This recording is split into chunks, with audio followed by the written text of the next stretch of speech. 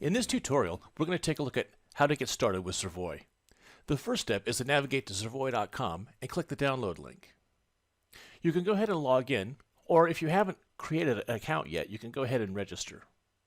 Enter your credentials, and then click the login button. From here, you can download a Windows, Mac, or Linux version of Servoy.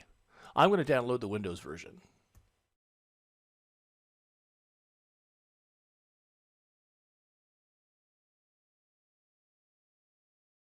Once the zip file is finished downloading, you'll want to go ahead and extract it. For the purposes of this video, I'm just going to put mine in the Downloads folder in a folder called Servoy. When you download it for real, you're probably going to want to put it either on the top level of your hard drive or in your Documents folder, just a place where you would normally put applications.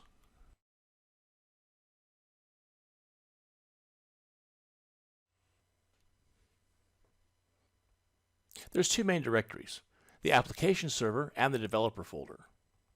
Inside of the application server is all of the files needed to start up an instance of the Servoy application server when you start up the Servoy developer IDE. Inside the developer folder is the executable for the Servoy development environment, which is based in Eclipse. When Servoy launches, it's going to ask you to create a workspace. A workspace is where Servoy stores all of the files that you create when you create your solution. You can create as many different workspaces as you want based on projects or clients, but in this case I'm just going to create the default.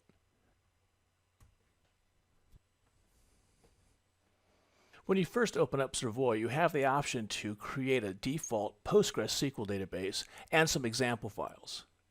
In this case, I'm going to just take the default to say yes and include the sample files.